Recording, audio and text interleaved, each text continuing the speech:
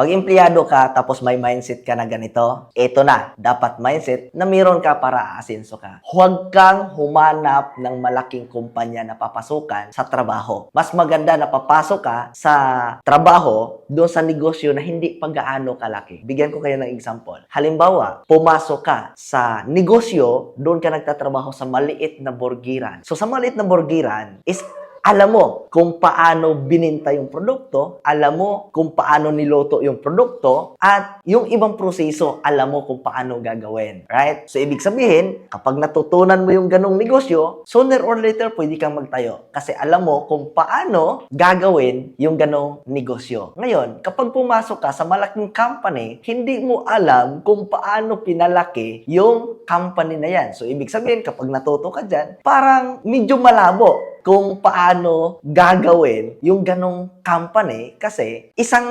department lang yung pinagtrabahoan mo. Hindi mo alam yung ibang department kung paano umiikot or paano gumagalaw. Right? So, ang point ko dito is huwag kang magtrabaho para sa sahod. Mas magandang magtrabaho para sa experience kasi alam mo sa sarili mo na kapag natutunan mo yung trabahong ginagawa mo ay pwede kang magsimula ng negosyo sarili mo.